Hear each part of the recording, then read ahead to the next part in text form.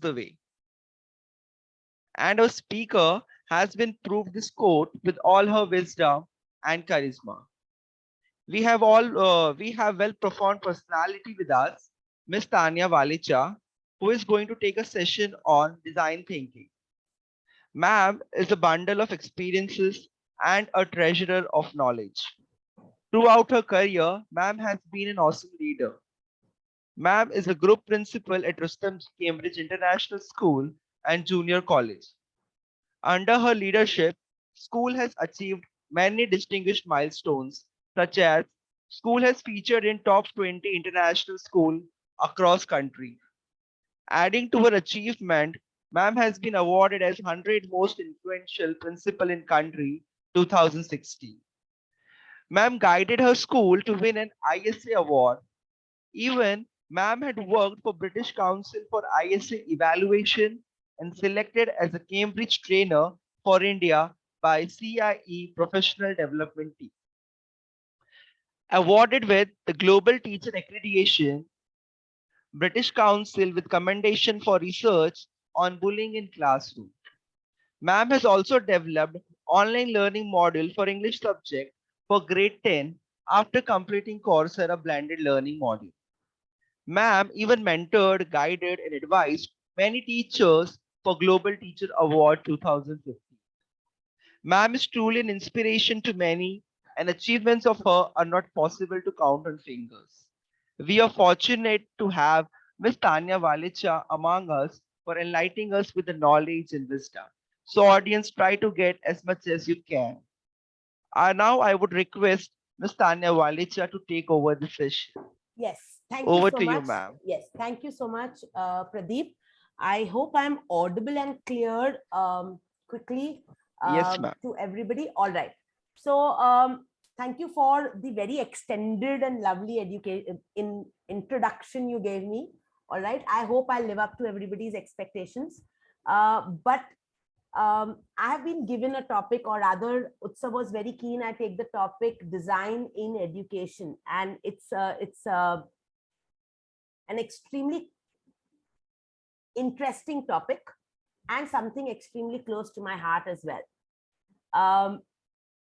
It's supposed to be a lot of theory, but I'm not going to focus on theory. I'm going to actually work with you in a hands-on approach so that you actually get first-hand experience of what design thinking can be in all spheres of education. And of course, also give you an insight into how you could bring it into your own classroom, school, or any other aspect that you think you want to improve or change. When I talk about design thinking, and I'm speaking to an audience of more than 100 people out here, I'm sure all of you have heard this word. It's a buzzword in the last few years when it comes to education, when we use the word design thinking. And also, it is not something restricted to teachers. It is something applicable to the school management, to the school administrator, to somebody who's, for example, running a canteen in a school, and to a person who's making your timetable. Each and every person can use design thinking and implement it to make the school learning environment better and solve or reimagine their workspace. I'm going to begin by sharing my screen with you. Let me just, yeah.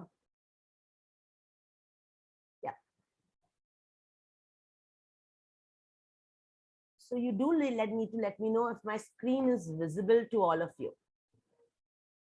Though it's right at the end, I'm going right up. Okay. Is my screen visible to everyone? Yes, ma'am. All right. So as a group head, I have schools in 3 very diverse locations. One is Daisar, the other is Virar, and the third is Thane. And the whole reason I'm bringing it up here is because for each of these 3 locations, I had to sit and brainstorm a lot with my team of teachers and faculty and administrators to decide how to accomplish what I wanted to do in each of these areas. They are very geographically diverse. The parent profile is diverse. Everything in these areas is diverse. And that's where design thinking came to my help. when we talk of design thinking, before I delve into design thinking, I want to learn a little bit more about you. And that's where Pradeep is going to help me. I've requested Pradeep for breakout rooms. In each breakout room, I would meet around 8 to 10 people. And your next task will happen in a breakout room, and I'll move room to room, of course. But the next task is basically a very, very simple icebreaker. It's about you, not about me or about the course, but about you. What I'm looking out for you to do in the breakout room is to follow a format known as Rose, Bud, Thorn. In each breakout room, there'll be around 8 or 10 of you. You will introduce yourself.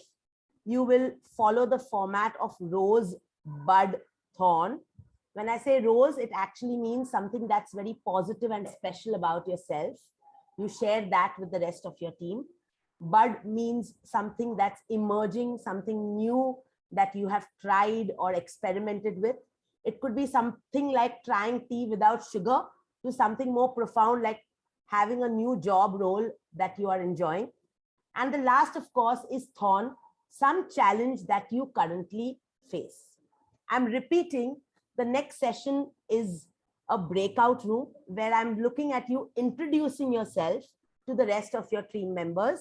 You introduce your name, your designation, and whatever you do, but then go on to describe yourself using 3 specific terminologies: Rose, Bud, and Thorn. All right. Does anybody have questions before I actually send you to the breakout rooms? Any questions? Anything in the chat box for me to look at? All right. So if we don't have questions, I will now request Pradeep to divide the team into breakout rooms. And yeah, ma'am, definitely, just putting a time limit on it. All right. We get excited when we are introducing ourselves with all experiences.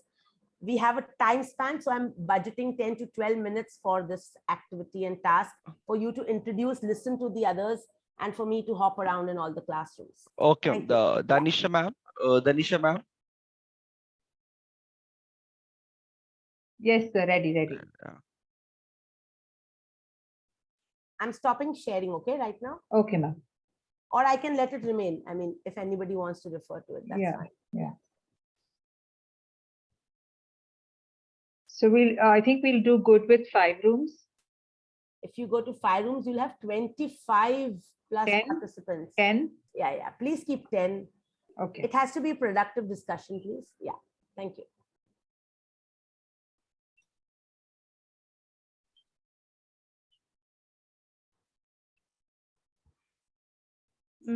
Hari Devi, is my voice clear now?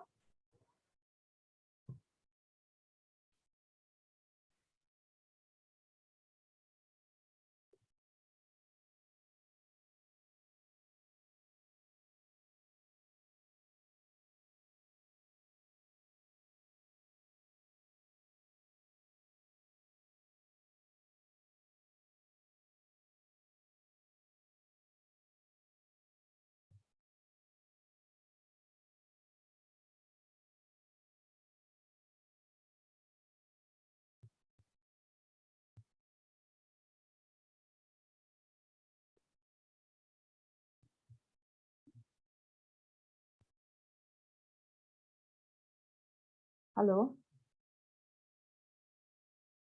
आप कहाँ से call कर रहे हैं?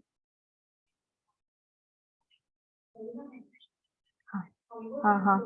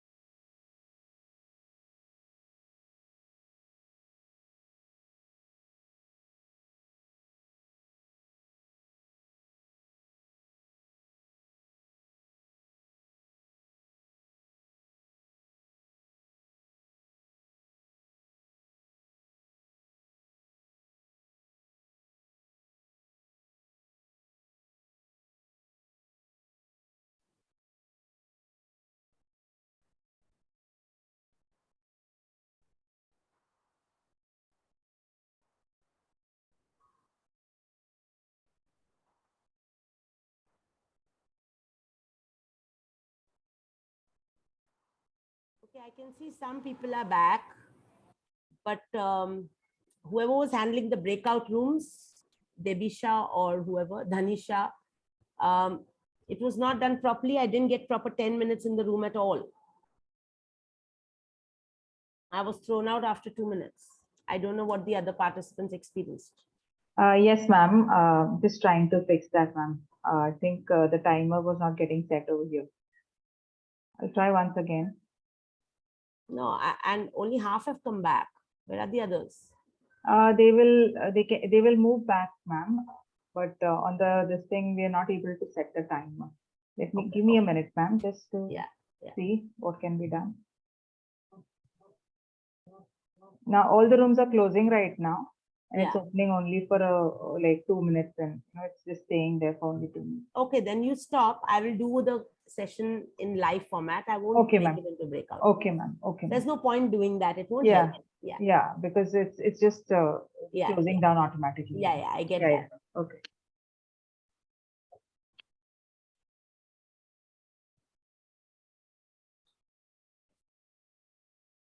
So we'll wait for everybody to come back and I'll start. 20 seconds more, ma'am. For them to come back. Yeah. No problem.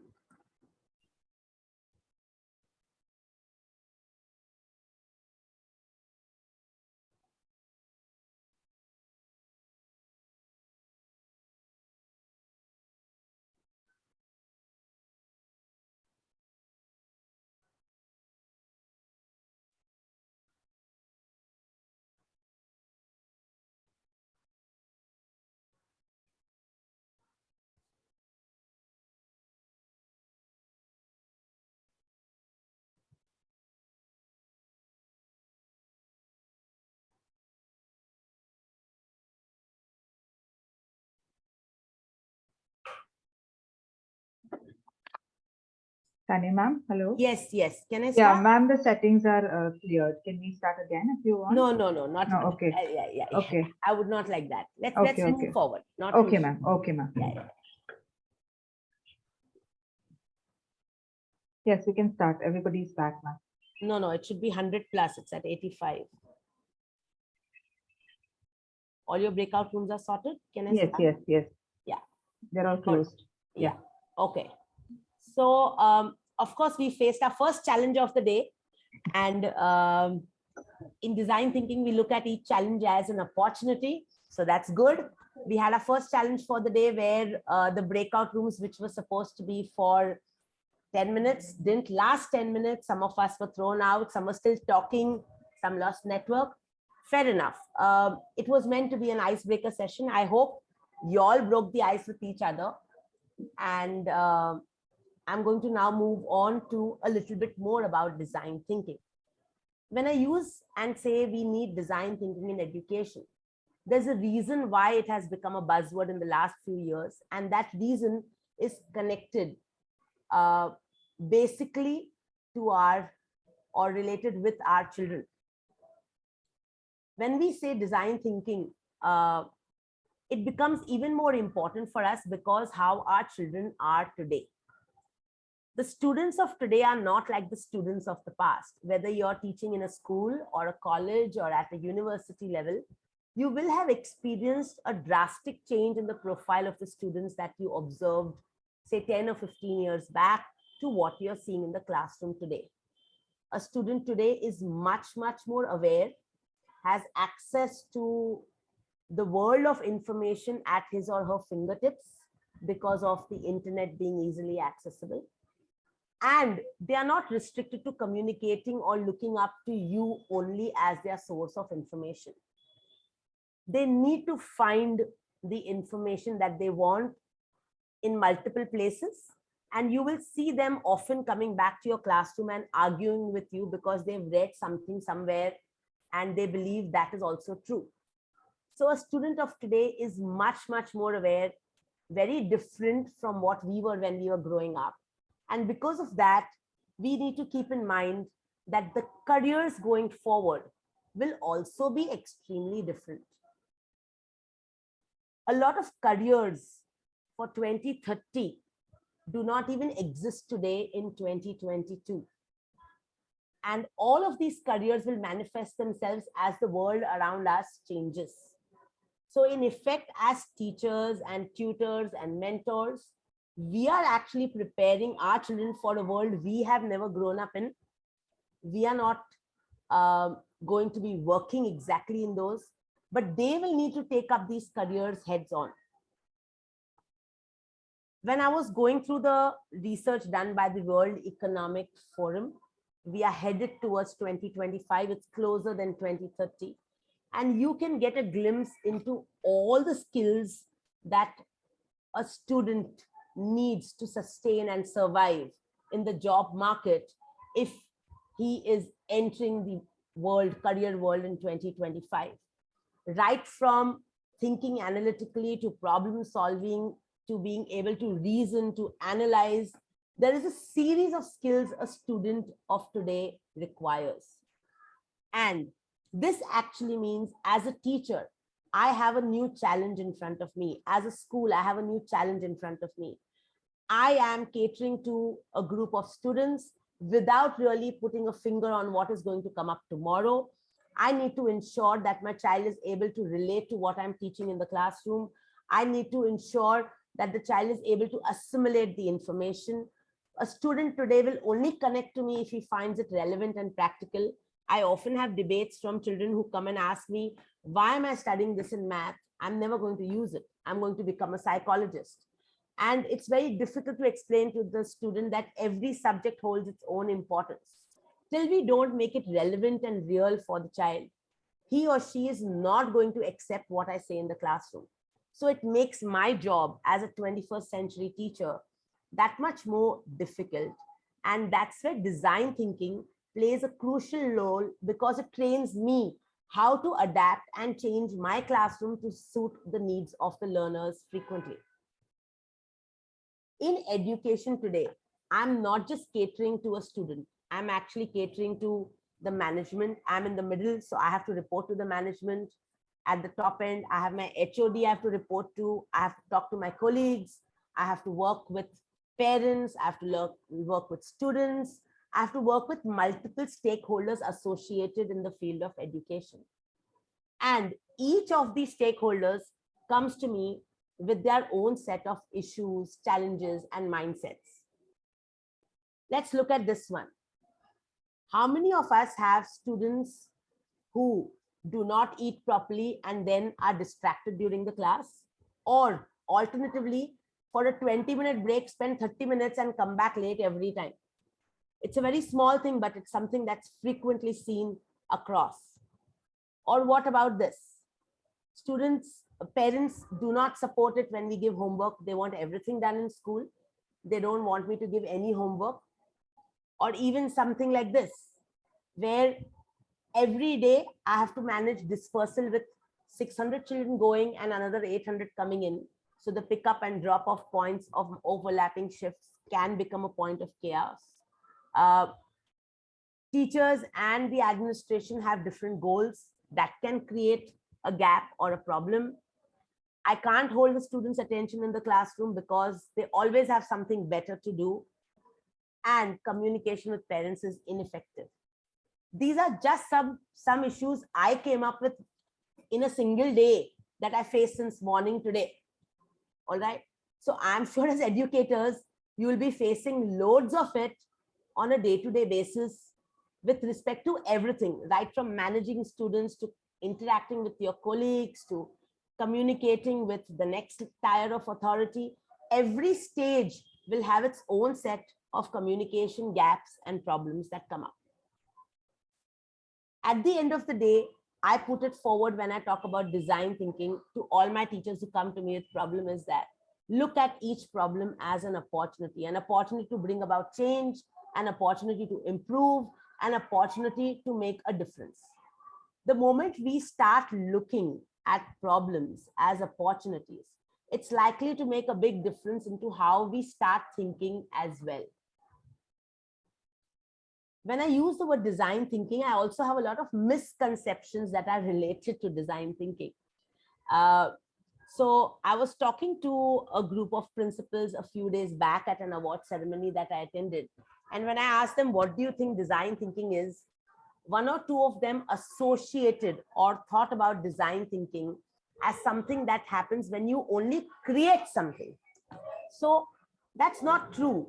Design thinking in the advertisement or production world may be something that is related to creating new products, but design thinking in education is definitely not related to creating only new products.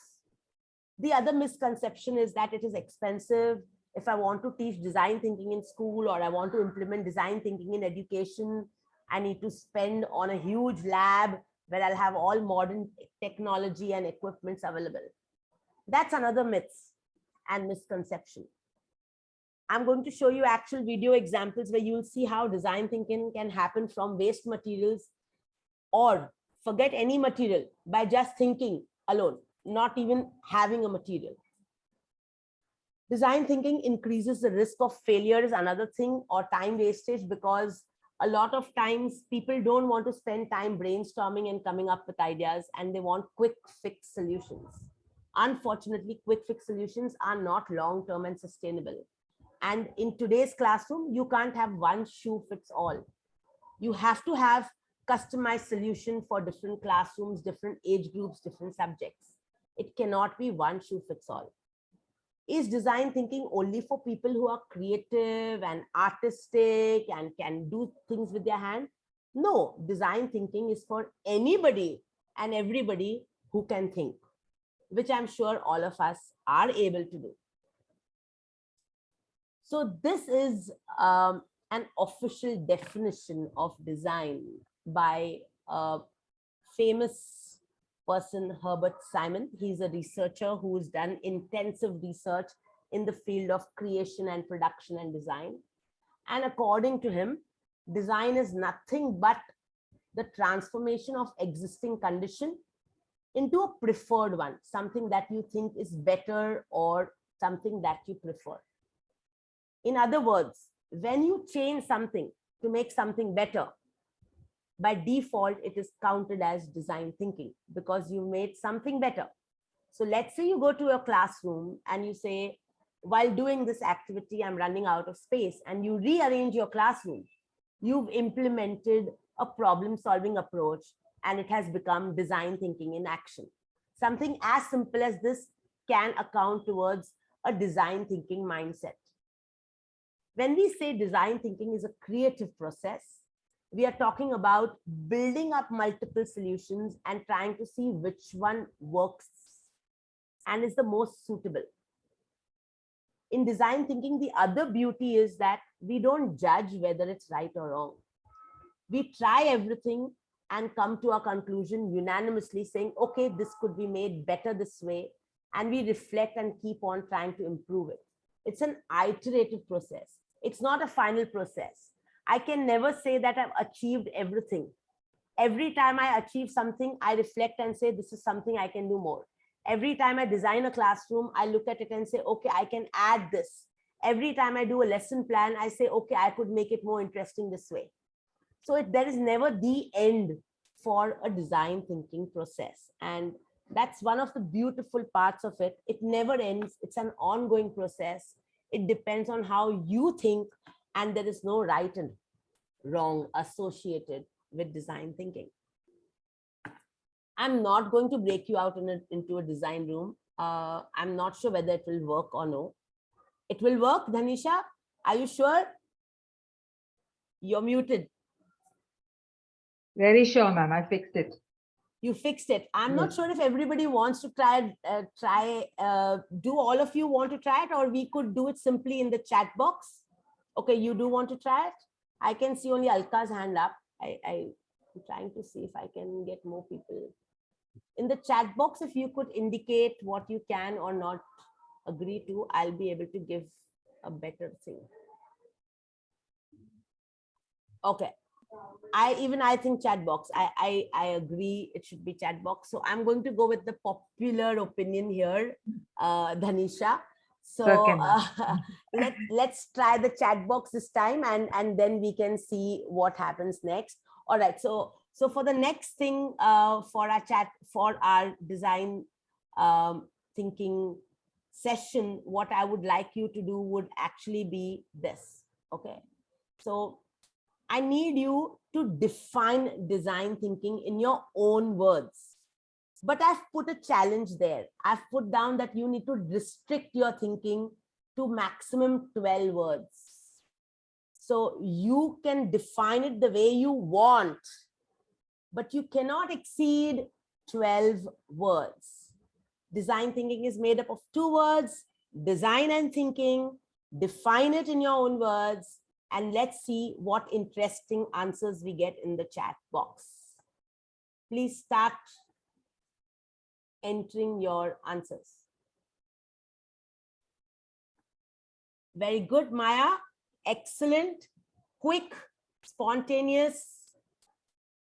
Please, let's try full sentences. A definition is supposed to be full sentence. So Jaya, please try again. Nikita, please try again. Caroline, that's great.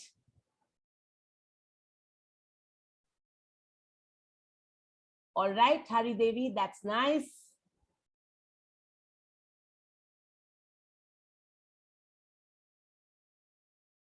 Let's try new way of looking about all things. Very nice. Innovative ways of making any learning process. Very good. Okay, Divya. You've crossed 12 words, Divya. But other than that, your definition is not bad, but you've crossed 12 words. Try it again.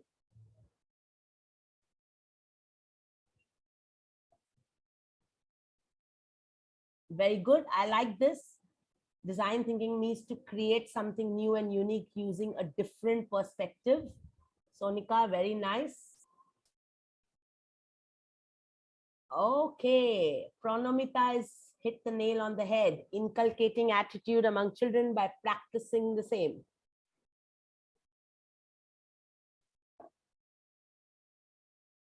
Lovely. So maybe we try another minute and then we move on. Yes, Insha, please ask your question.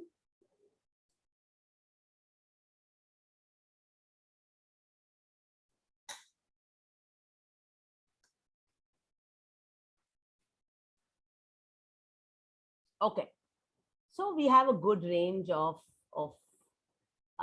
definitions coming up, and each one of them has got some context of design thinking, right? And it's lovely to see so many definitions coming up. Yes, design thinking is everything you've put together, everything that you've defined, something creative, something innovative, working with a problem, ideating, coming up with an innovation to solve a problem, inculcating the attitude so that our students also imbibe it. Everything that you've said is correct. So since you all are such lovely people with definitions, we move on to actually putting the definition into action. So I'm now going to move on to actually doing a design thinking task with you. We can stop with the definitions. We've got a good range, and we move on to actually doing a design thinking project with you. Let's move. So when I say design thinking and I look at it, it's a mindset. It is how you start thinking every time you see a problem or a situation. It is something that is focused on humans. It is meant for humans, not for the furniture or the blackboard, but you. It is useful only if it is targeted at a human being. That could be the teacher, the administrator, the school management, or a student or a parent. It's collaborative. It's not a one-way street. You constantly need to iterate, and you can only iterate when you get feedback, and you can only get feedback if you involve other people. That's why it's collaborative. It's optimistic. It believes the problem can be solved. That's why we are all working on it together using design thinking principles. So it's a positive approach to every negative solution. It's experimental. When you start it, you don't really know whether it will be 100% successful, partially successful, whether it will be something that you will tweak and build up on and move forward.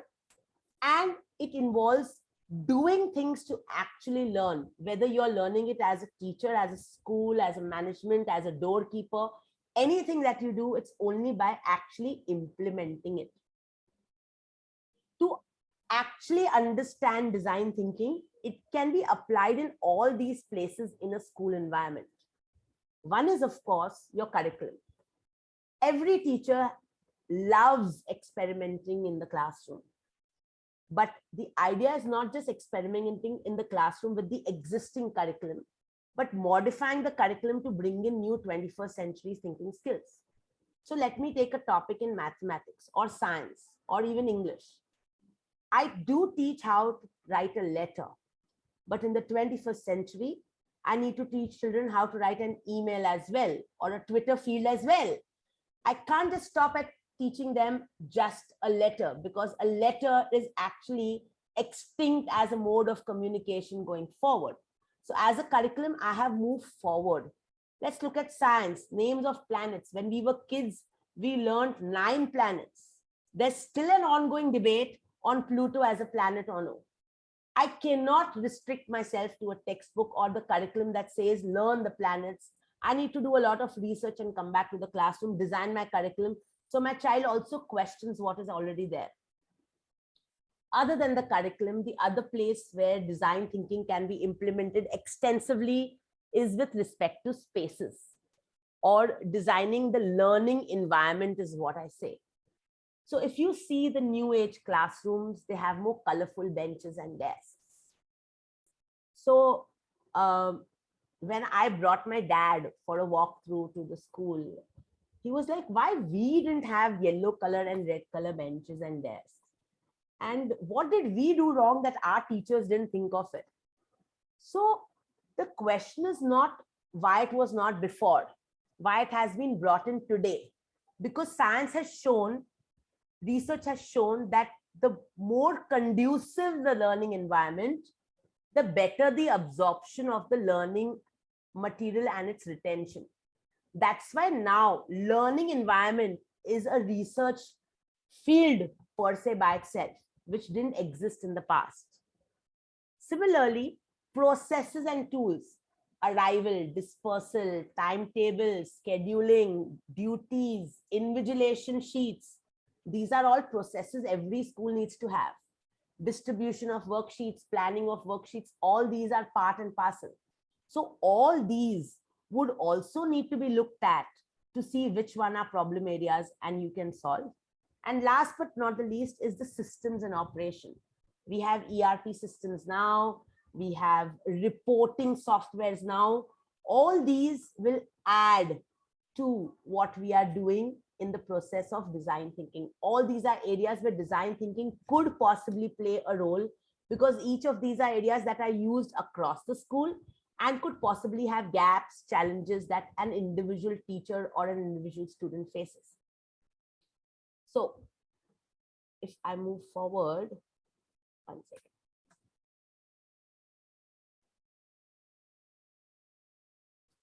So I'm giving you an actual case, all right? So there is a teacher, elementary school teacher. She is extremely stressed out today because she's taking her children to a field trip. And the field trip is to a theater.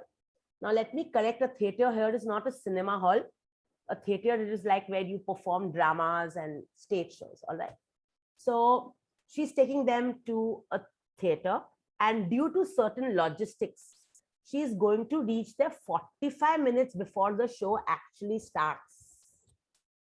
All right, she's not reaching on time. She's going to reach the venue 45 minutes earlier.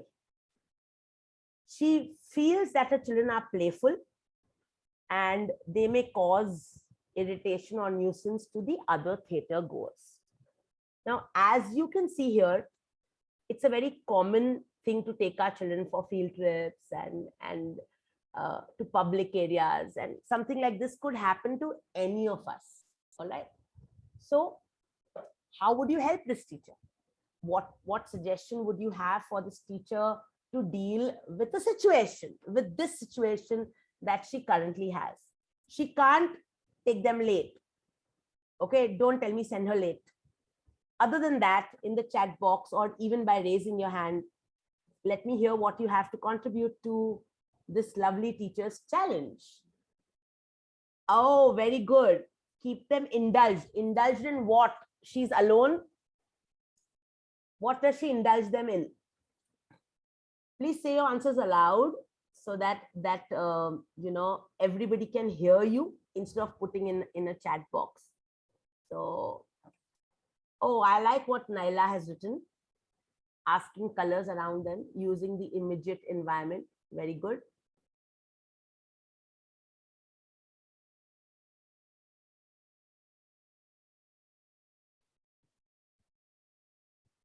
Yes.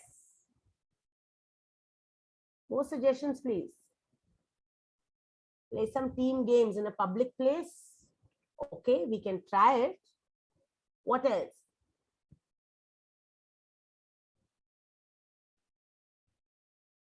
Puzzles, engage in impromptu activity, ask them to write what they expect in the trip. All right.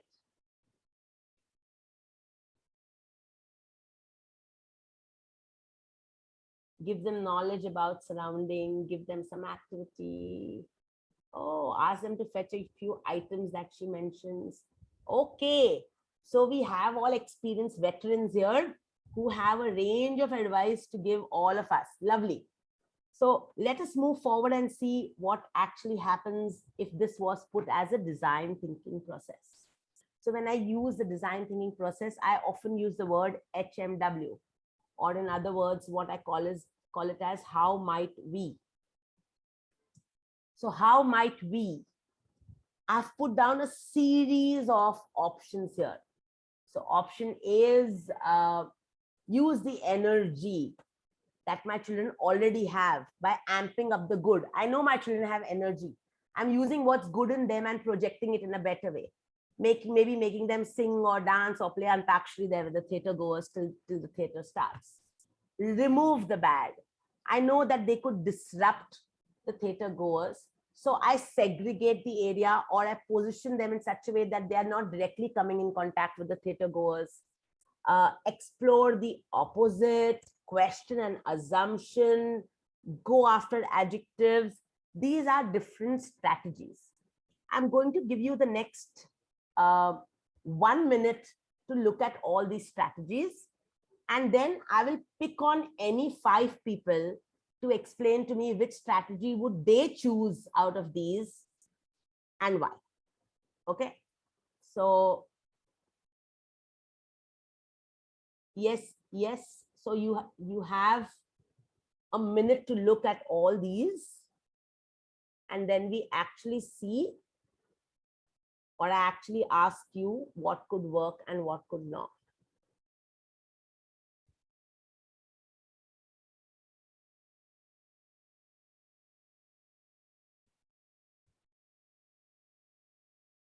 Shall I start asking?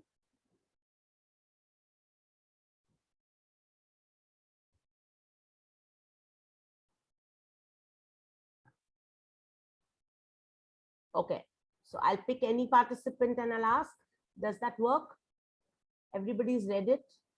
So I don't know. Dr. Champa, could you respond, please?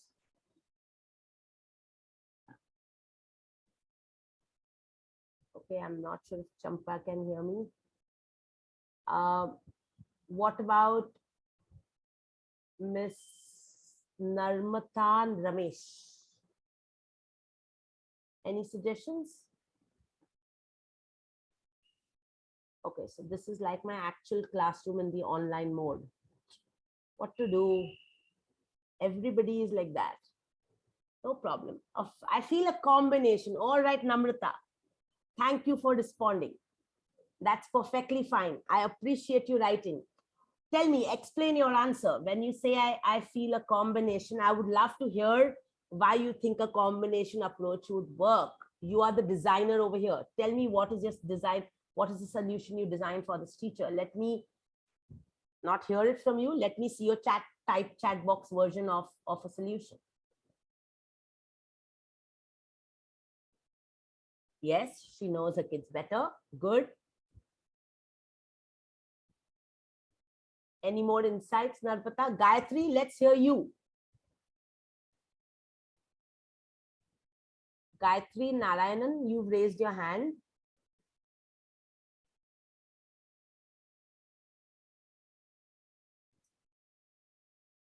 Can the moderator please check why she's not able to respond?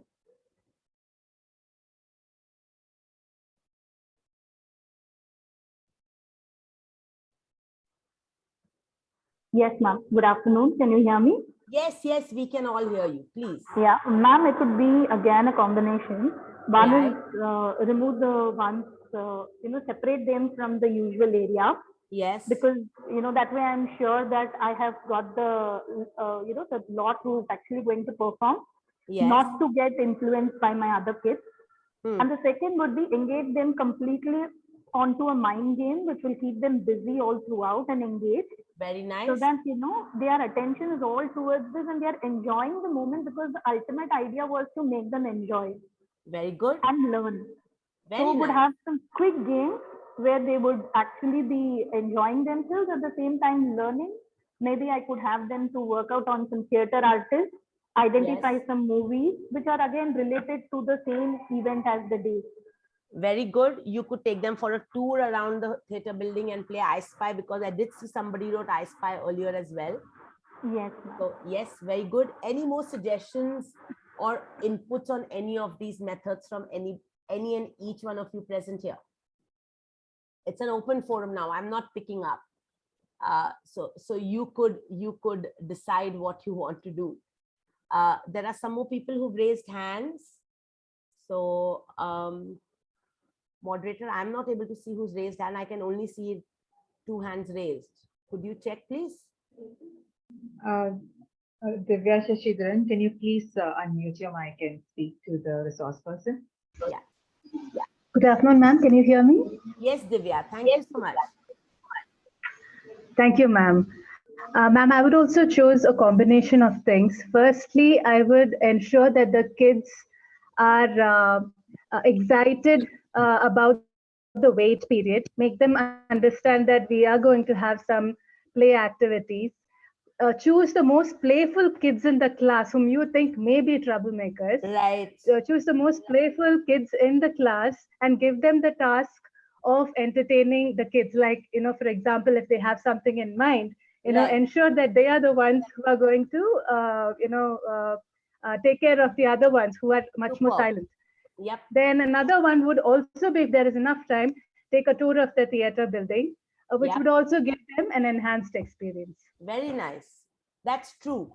So what we have just now seen is that without even knowing what design thinking actually is, all of us are on a day-to-day basis used to finding solutions to problems on the spot. You don't start a trip with the feeling that I'll have this problem, but you do adapt yourself and come up with solutions all the time. And that's a part of the design thinking process if it is instantaneous. Very often the problems come up on the spot, but sometimes we are able to identify problems in depth and are able to actually say, this is a problem in my class and I need to have a solution for it. So what I'm going to move forward is with a little bit more real life examples. I'm not very sure if you have heard of an educator named Mrs. Kiranbir Sethi. Has any of you heard of her? Dr. Kiranbir Sethi. Have you all heard of her, not heard of her, anything? So if you haven't heard of her, then there is a famous snooker player, Mr. Geet Sethi. Mrs. Kiranveer Sethi is an educator. She's his spouse and an inspiration to a lot of people in the field of design thinking, a designer by profession. She gave up her own career to bring up her child. And as she was bringing up her child, she realized there are gaps in the education system where children are not allowed to speak and think the way they want to. So she established a school. If you do Google it, you will be able to see Riverside, Ahmedabad. It's a niche school, a school that I would recommend everybody visiting Ahmedabad to spend at least an hour or so in. Hour is never enough, but a must visit school in terms of how the learning environment is designed by the kids for the kids. The day and the timetable is designed by the kids for the kids. They decide what they want to do at the start of the day, and that's how their day progresses. It's not very structured. It's a beautiful school and established by her. So I'm going to show you a few examples of design education in action. One example is, of course, from Riverside. The other is from San Diego. And the third is from my Thane school. So the San Diego school is designed in the form of a change in the curriculum per se. And you will be able to see how the teacher has brought the problem solving approach in the classroom. It's a video, so I'm going to start playing it and maybe check with you if the audibility is clear by pausing it and then playing it again. All right. So over to my first video. Just see.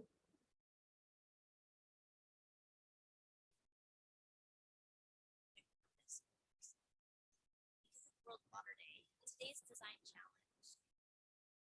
So I'm not sure if you're able to see my PPT screen or the video screen. So I'll just try and give you the video screen. We can see your screen, ma'am. Yeah, just confirming so that I don't make you miss out. So this is a design thinking class with grade 2 actually. It's an actual class that you can see that's occurring, and now I'm playing it for you. Let's see how it goes.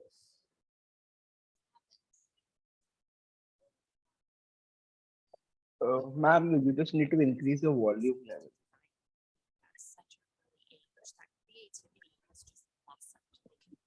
What did you say, Pradeep?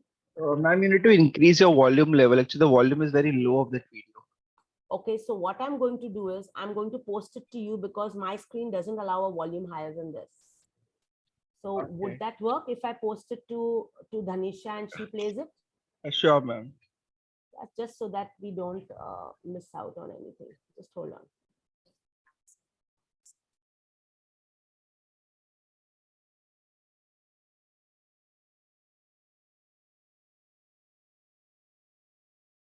Dhanisha, I'm sharing it with you. Is that okay, Dhanisha? Or shall I share it with Rahul Education? Who should I share it with?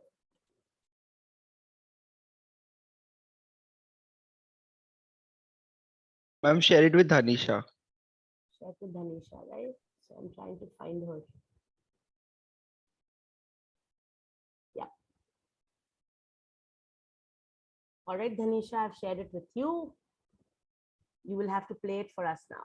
I'm stopping the share and you can start the share.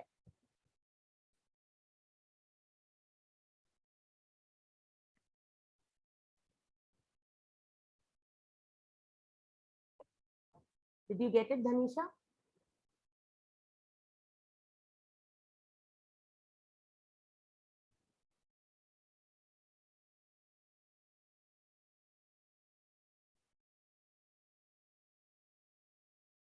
Miss Dhanisha, have you got it?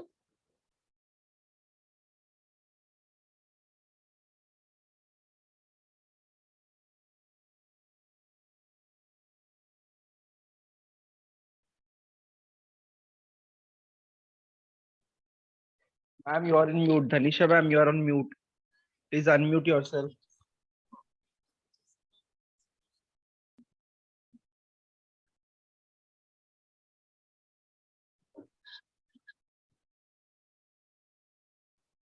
Hello, can you hear me now? Yeah. Yes, I can hear you now. Okay, okay.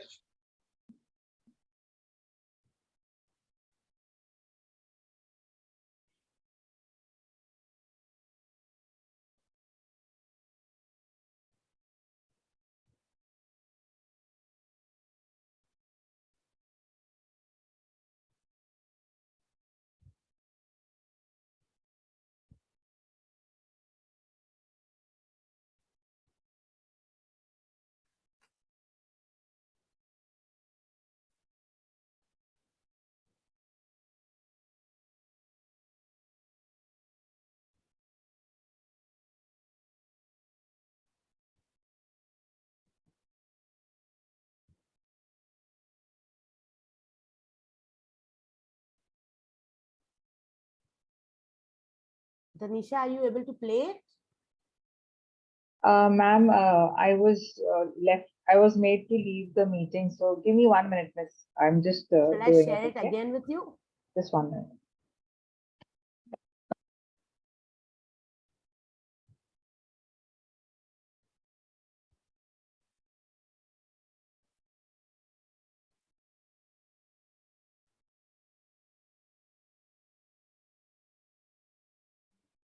Do you want me to try? Today's design challenge is creating water.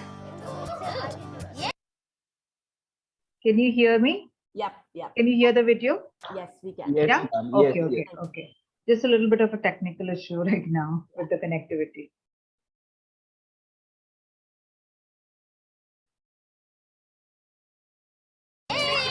Because they've been exposed to design thinking at such an early age, that creativity has just blossomed. They can really think outside the box, and they really feel that there is not a problem out there that they cannot devise a solution for. Do you want to drink that? No. See what you can do to redesign it.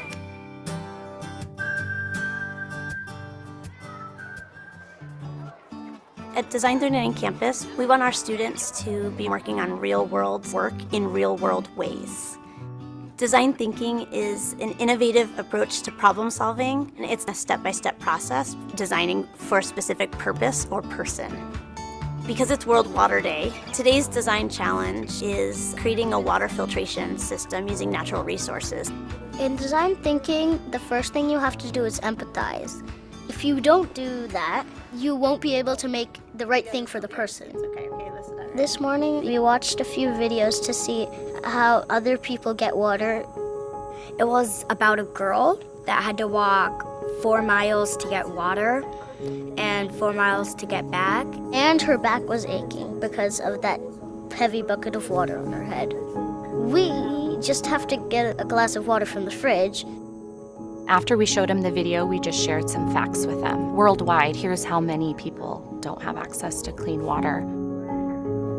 In the video, what did you notice around her? Some of the natural resources around her. A bunch of sticks and plants. So could she use these items? Yes. So for the research part, we needed the kids to experience these natural resources. What happens when you pour water through sand? What happens when you pour water through cloth? Did it get all of the dirt? Most. After research, we'll define the problem. A lot of times they need to come up with the definition. What is the problem that we're trying to solve? With this one, we had a problem already defined. So our problem is people who do not have access to clean water need a way to filter water so they don't get sick from it. What's next? Brainstorm different ideas. When students are ideating, we talk about rapid ideating. We don't want them to waste too much time kind of working through one idea or adding a lot of details. It's just, what if I made it this way? And what if I changed it that way? Oh, so you're saying to like layer some of those materials? Then they go ahead and prototype. This is not your final building. It's like your model, so when it comes to your real one, you know what you're gonna build. Walking around to the tables, you hear students starting to combine different ideas. Drawing it first shows how you're gonna build it. Now we will connect a pipe right here. And then it has to turn and go upside. So now they have their paper model, it's labeled, so they can go and get the supplies needed and start building it. We need a cloth. The prototyping when they're building it can be sometimes the quickest part. They have it all planned out, they know what they're building. After students prototype, they're excited to jump in and see, how did my prototype work? What number would you say this is for turbidity? We brought out a turbidity scale, which they would be looking for the clarity of the water, and then a ppm device, which would measure the purity of it. So even though water might be clear, it still might not be safe to drink. What do you see, Brandon? What number? 985. If it fails, you have to see the problems and make it again. The final stage in the design process is we'll have them upload into their digital portfolio. Sometimes it's about publishing results that didn't quite work so that others can learn from it. Publishing could just be sharing out to an audience. What would they change, or what was challenging about the project? How did the group work together? And you guys took both ideas and made it into one. And how did that make you feel, Emma? Happy? Starting design thinking at a really early age, they'll take more risks. They start learning goal setting, problem solving, perseverance. First attempts don't always work out. It's okay to fail and try again, because then you actually are learning something like, oh, this doesn't work, let's try this. Whoa! 7:35. I think it's good because it's not just thinking about yourself, but thinking about other people. And I think that's very important.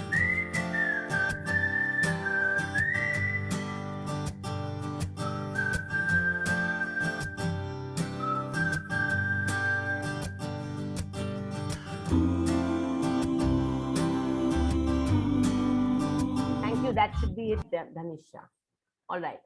So, like I told you, this design thinking was reflective of a change in how the teacher or teachers got together to bring about changes in the curriculum.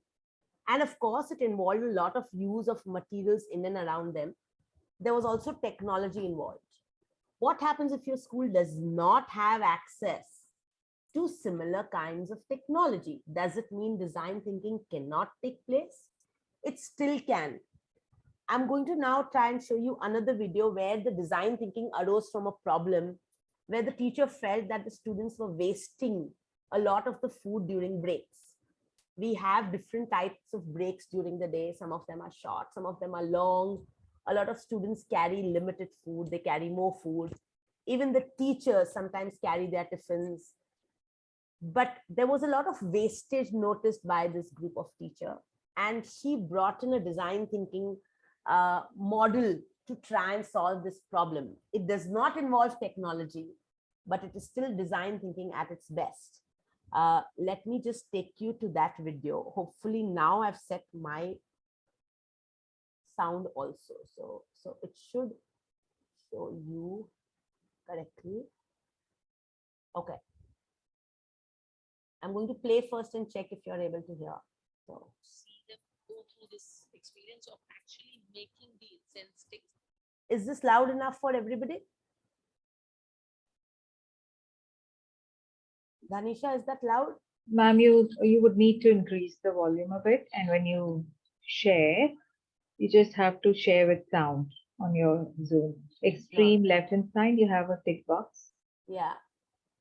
Okay, so I'm going to send it again to you. I'm not Okay, even no going to risk. problem. I'm not even going to risk trying it. No problem, ma'am. Yeah, I would rather have you do it if my sound is going to be an issue. Let me just post it to you again.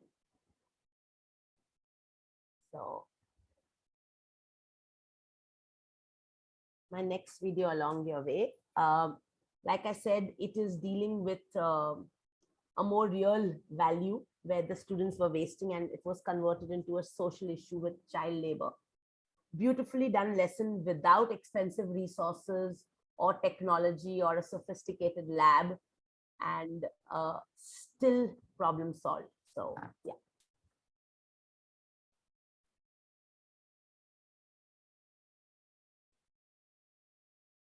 Just testing, ma'am. Yeah. It's not played. It is not easy to see them go through this. Can you hear? Yes, all good. Okay. It is not easy to see them go through this experience of actually making the incense sticks. It's a dark and dingy place where they are all sitting cramped up. But when the child goes through that experiential learning, I see them building empathy and having gratitude for their own lives. I'm really proud that I'm creating citizens who are changing the world.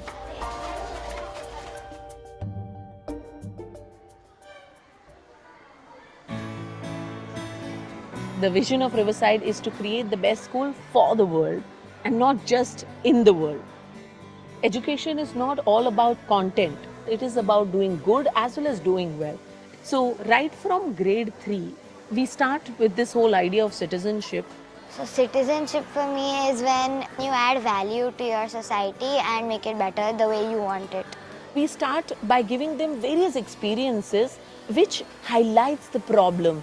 You recognize a problem around you that disturbs you, then you actually go and experience it. Grade 5, we are learning about child labor. We learn what is a lifestyle of child who is making incense sticks. Agarbatti is the incense sticks which we use especially in our Indian culture. These incense sticks is made by these tiny children, these tiny hands. What did we just see? They have to work for so much time and not even getting food. And the children were forced to work over there. They don't have like basically a choice. To understand what they might be going through, what can we do? Agarbatti experience. We can experience. Yes. Children will spend 2 days making agarbattis. That kind of experiential learning is something which hits the children the most. They will understand child rights and child labor to a much deeper extent. When we watch videos or talk, we don't get to know what do they feel. And this is like stepping into their shoes and feeling what they do. We want them to see these are the places where children work. So you try to make it as authentic as it can be.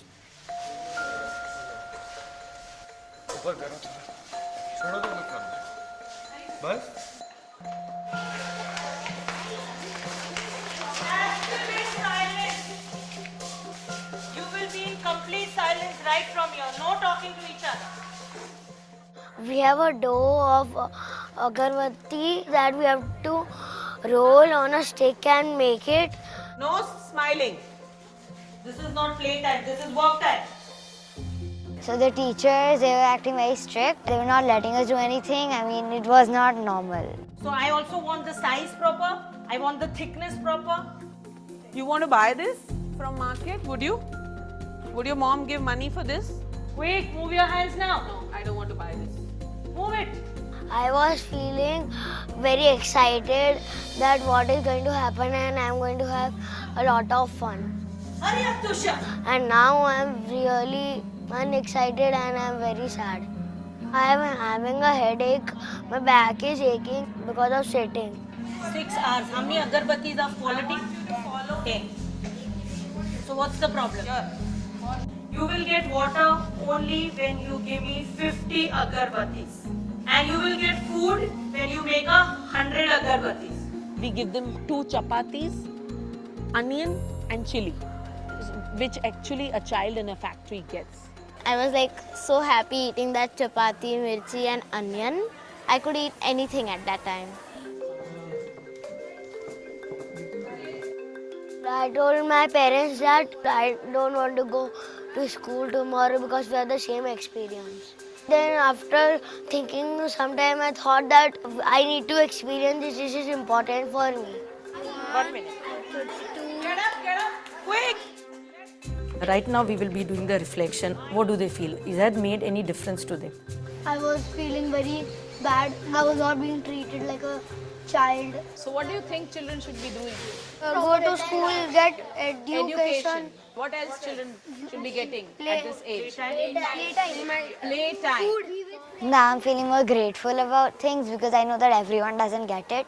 So now I'm not wasting things. So when you wrap up the experience, it is about how would they like to take it ahead.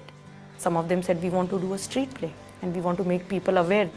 Basically going back to the purpose of citizenship, they're taking some action to change that situation.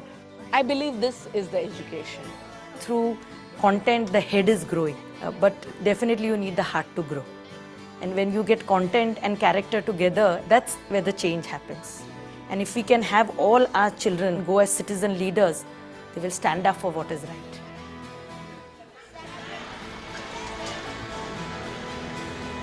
That's it, Danisha, you can stop. Rest is just a summary. Thank you. All right. So you saw in this video a drastically different approach than what we saw in the previous approach. All right. In the previous approach, it was aligned to a subject, a goal.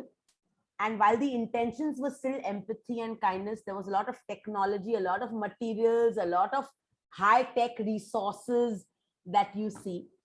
And here I gave you a blatant example, which is very simple, simulation. All right, we use the word, in reality, this is simulation. You made the child actually simulate a day as to what another kid would be living. And that's when it hits them hard. On one side, you have them learning about child labor and their rights. But on the other side, the first factor in design thinking process, empathize, also gets starting built up. So you don't really need fancy labs. You don't really need every teacher to be a designer to design an experience like this for our children. All right.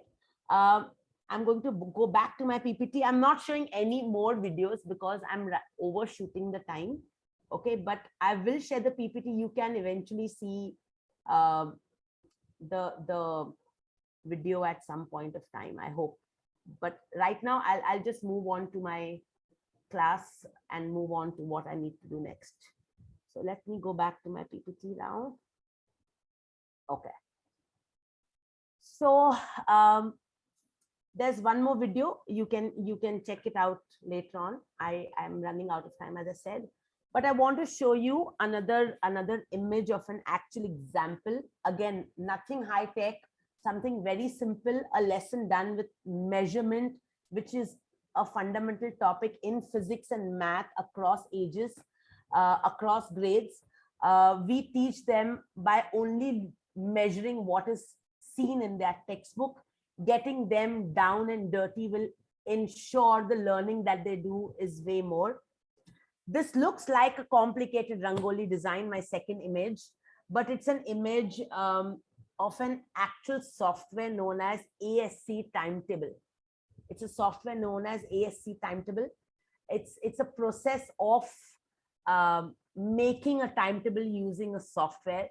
The same color ones represent the periods of a teacher.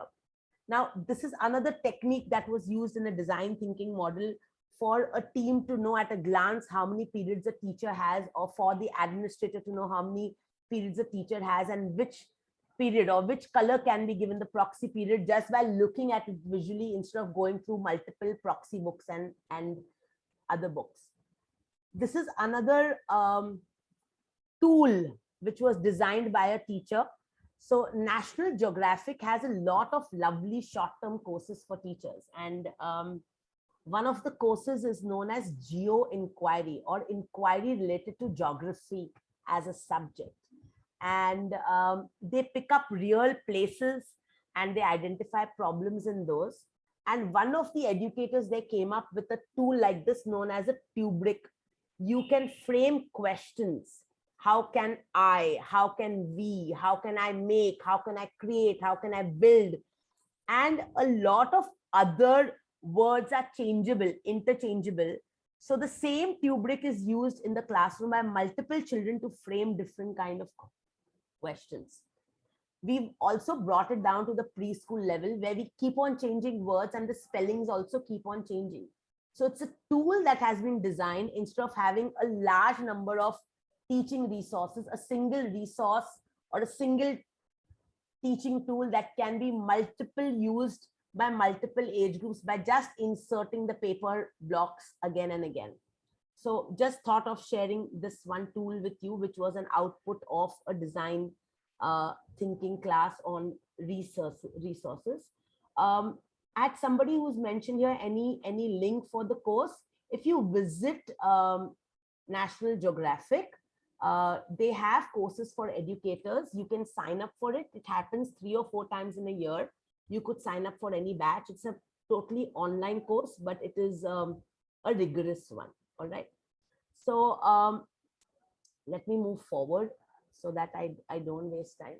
So when we are looking for a challenge that we use in design thinking needs to be something that is important from a student and a teacher's perspective. It's not one-sided. It is something that we can see and actually experience. It is something that can be worked upon and can lead to a change. For example, if somebody is going to tell me Marathi is a problem, let's not teach Marathi, I'm not going to make a change over there, even though it may be a challenge right now, because as per law, it is important for us in Maharashtra to teach Marathi. Ditto for the other languages in the other states. That's not actionable at my end. So please don't consider teaching Marathi as a challenge here. Let's look at the design thinking process. You can see 3 keywords: understand, create, deliver. These are the 3 core steps. Under understand, you can further split it into 2 steps, which is empathize and define. Under create, you actually ideate, and after ideating, you actually develop a prototype and deliver and test to see whether it is working. It doesn't work, you go back, modify something, go back, keep on learning again and again. This constitutes the design thinking process as such. Now, there's a very famous Indian parable, and a poem was also written on it. It's known as The 6 Blind Men and the Elephant. I'm not sure if every educator present here is aware of it, but because I'm an English teacher and a global perspective teacher, this is a poem I use very often in my training and in my class. The same thing is viewed differently by different people. That's what this parable actually teaches us. And it's important to know what each person thinks or feels before we come up with a solution, because the solution is going to be applied to everyone. I may view it as a wall, somebody else may view it as a fan, somebody else may view it as a snake, but it is still an elephant. It's nothing else. So at the end of the day, the experience needs to culminate into a common solution or improvement for everybody. And because of this, the first stage, empathize, assumes a lot of importance. You cannot empathize with anything till you actually start thinking like them, or taking into conscious account how the opposite person or the other stakeholders feel. So in a classroom, if I say I'm going to take away the sports period today to complete the physics portion or the math portion or the science portion or something like that, I am going to have a rebellion, because I'm not putting myself in their shoes. I'm only thinking from my point of view. ठीक है, मुझे portion complete करना है. I have a curriculum goal to meet. I have a syllabus to meet. I have an exam tomorrow. That's my perspective. But because I have not empathized with my kids, I have not taken into point of view there, my problem will lead to more problems. It will not lead to a solution. So step 1 is about empathy and empathizing and trying to think of all stakeholders and then proceeding forward. In any design process, if you do not think of the human element with empathy, then your design will fail. And nowhere is the failure more prominent than education. Rules, policies are made by people who are not in the education sector, and often we all gripe, who made this rule? Has he ever taught in a school? Exactly, they have not. But we are in a school, we are working with students, parents, teachers. We need to be able to see things from multiple perspectives and empathize with each view. Some of the empathize methods are listed here. I have got it from a design foundation. So I'll explain just some of these. So actually put yourself in their shoes, capture their stories, record them, consolidate what you learned from them, engage with the extreme users, not the average one, the highest end of your class, the lowest end of their class, and see what could become a middle path for your class. Similarly, in a hierarchy, try and speak to the people who actually can make a difference. Any observation that you do is or does amount to empathization if you actually spend time absorbing it.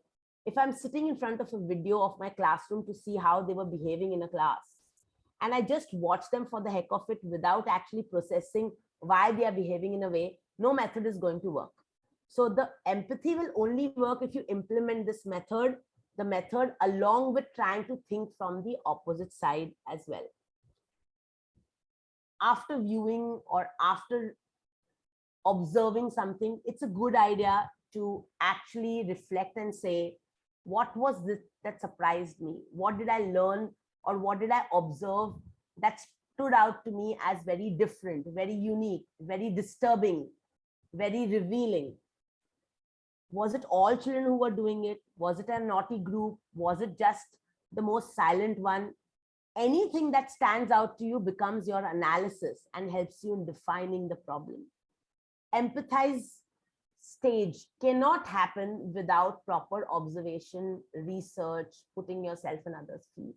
And after that, analyzing what you did and what you observed. Till you don't do this, your empathy is incomplete.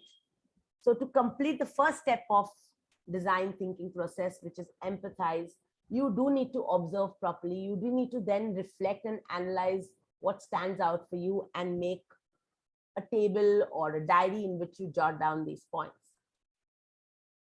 Once you finish the empathy part, you then put down in words what's the problem you're going to solve. I want to solve the problem which is related to lack of discipline during dispersal, or I want to resolve a problem with respect to not having adequate time to complete my portion. You need to vocalize and put down your problem very distinctly. You need to be clear who it affects, how urgent is this, and you also need to lay down success criteria to say, okay, I will count this successful if I'm actually able to complete my portion in so many days. To help you understand how to define, these are two stages I've explained to you, but I don't just want to stop at explanation. I want you to do it. I want you to fill these 2 sheets for me. I mean, I don't know if I'm supposed to give homework, but I'm still going ahead and giving you homework. So there are 2 sheets that I want you to complete.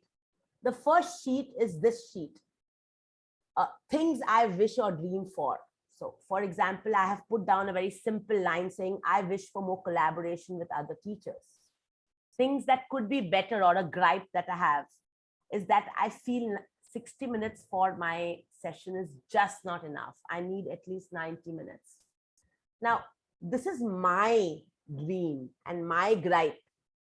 I want each attendee educator here to go back and give some time to think, what are they wishing for? And what is the gripe or thing that they think that could be better? Once they've done this, I convert it into a question. How might we increase collaboration between teachers? How might we create more impact in a 60-minute session? Because I will never get 90-minute sessions, even if I beg and plead, because the other teachers also want that time. So I have flipped it and converted it into my question. And this is my design thinking question that we will then proceed to solve in our next session tomorrow. So my homework, to repeat again, is for each attendant educator to put down a wish or a dream, things that could be better. You could have 1, you could have 5, you could have 10. I'm not here deciding or putting a limit to your dreams or the challenges you face. I have absolutely no desire to scaffold this activity. You can put as many wishes as you want, as many gripes as you want. I am going to begin tomorrow by asking you to talk about them. And of course, the second part is just flipping it into and converting it into a question. So your design question is ready. That is all that I have on my agenda for today.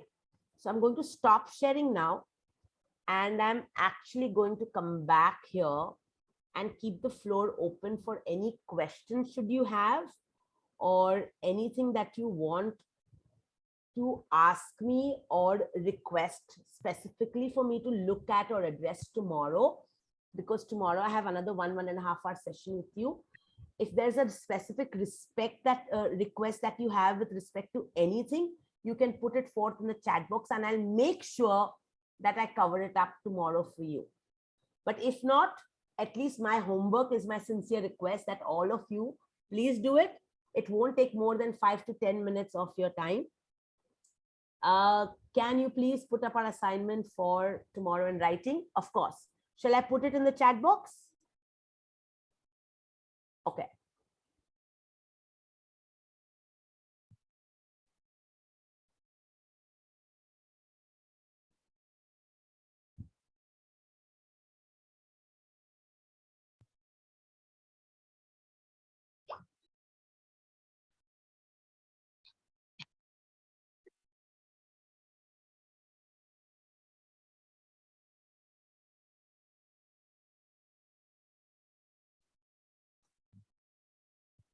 Okay, so I have put down the assignment.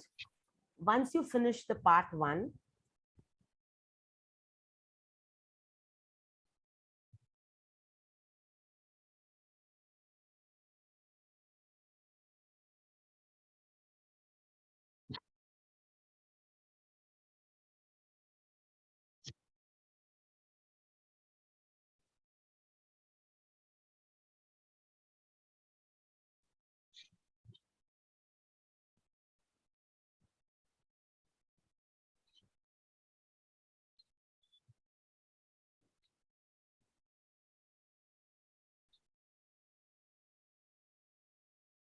all right, I have one question here which says, how do we implement design thinking strategies in a school having more number of students? So when you're looking at a design thinking strategy, it is important to begin with, first and foremost, is it across subjects? Is it in a particular subject? Is it for a particular purpose?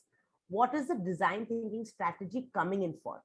The easiest thing to do is to begin with it as a design thinking competition.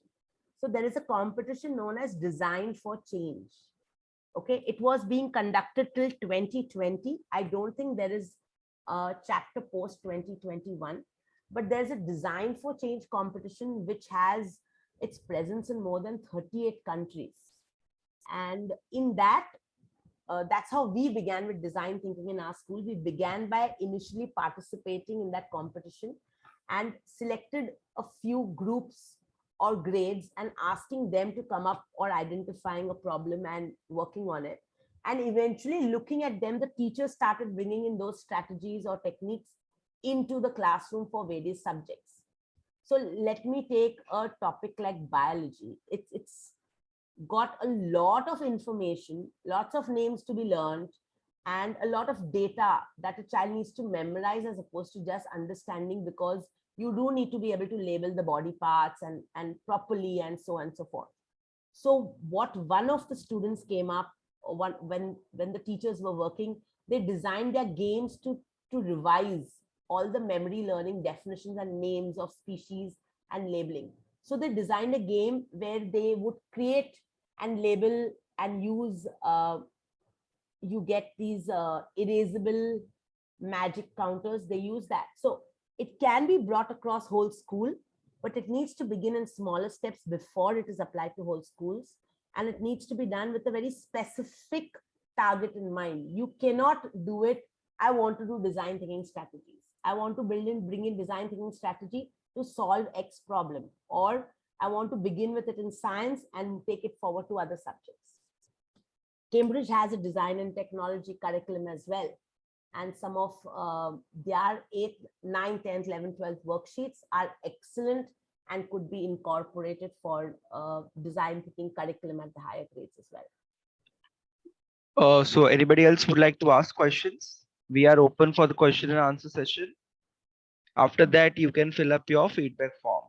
I also have one more question here, which is, could we have a lesson plan to create a design thinking session for students?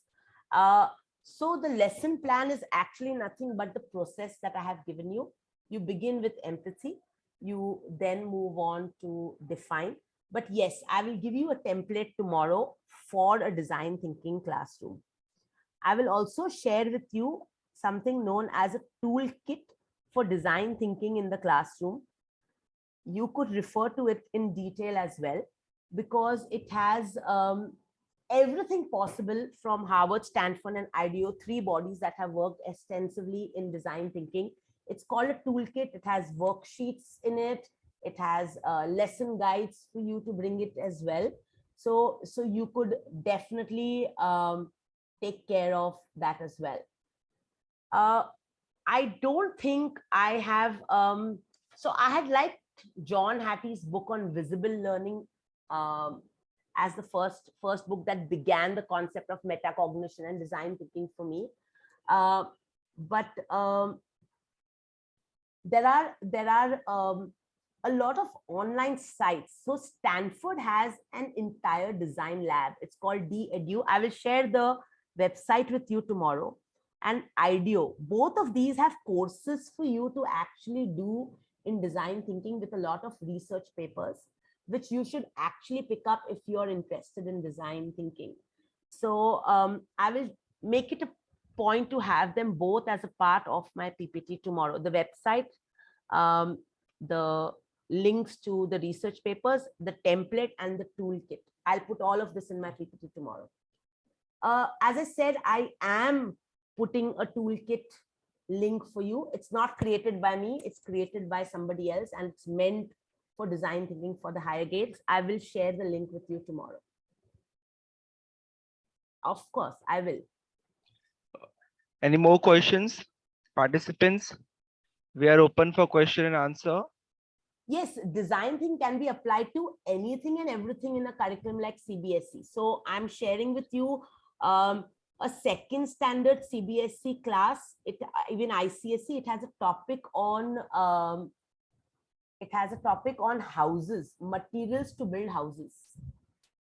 So if you look at that topic, it's the same topic in CBSE and ICSE. But at the end of the day, if I want to bring in design thinking here, what do I tell my children? So what I did was, when we did it as a design thinking class, we actually showed them a river and a place next to it, and we gave them 10 materials, and we told them, select the best material you would use to build your house. And when they started looking at it, they started saying, oh, I can't use this because it's close to the water, it will get spoiled, I have to use a brick instead. So even a topic like houses at second grade can be converted into design thinking, and it's a CBSE topic, so an ICSE topic, so it's a common topic. How do we help students in higher grades to manage their time with so many exams and portions to learn and extra classes they take? So my first question would be, why is a child taking extra class? Because they aspire, or it's a mindset in India that you need to go for classes. 9th 10th में है तो class में जाना चाहिए. आप building में नीचे उतरोगे तो they will not ask you how are you. Your child is in 10th, कौन सा class जाता है? So even if you haven't sent your child for a class, you start taking tension that अरे बाप रे, am I doing something wrong? I'm not sending my child for a class. When it comes to managing time, I agree that children today have the worst possible pressure from all sides, from us as educators, from the board, from their parents. I'm strictly against classes. When it comes to managing time, I only feel that it's sad. I don't have any tip for you when it comes to time management, except them giving up the classes and focusing on skills instead of books. Yeah, I know JEE and NEET classes. I agree with you. JEE NEET classes, you can't even skip. So sad. But tell me, if a student is going for JEE and NEET classes, is he regular to college? If he's regular to college, then bringing in design thinking in the science practicals would be very, very easy and helpful. So that's another place where you could bring in design thinking, particularly for practicals for children who are taking JEE and NEET. Yeah. Any more questions for me? Ma'am, there was one question from Ms. Divya. How do we help them think differently when it comes to time management? Oh, okay. How do we help them to think differently when it comes to time management? I think that as an educator and as a teacher, I will always want to have a set schedule for ensuring that a child is working efficiently. So we can make it an iterative or design thinking process again. We get them to make a timetable, work on it for a week, check whether they actually adhere to it or no, and then go back and modify it to say whether it's working or no. So I can say I got only 10 marks in math this time. I want to get at least 20 out of 25. So I will solve 100 problems of math every day by giving 1 hour. But in reality, I end up doing only 30 problems every day or 40 problems every day. So it teaches me at the end of the week that I set a goal which was not achievable.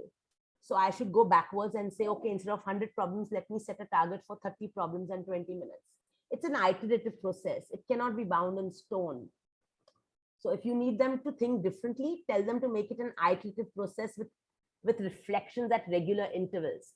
You make a schedule, follow it for a month, measure if it worked or no, change it, adapt it, then make another schedule based on the feedback that you had previously and move forward.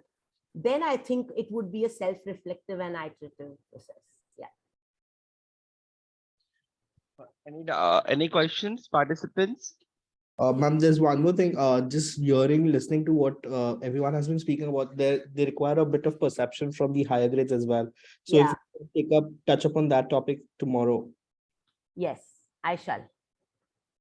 So I will touch upon design thinking with grade 11, 12 specifically, because JEE and NEET classes is 11, 12 category.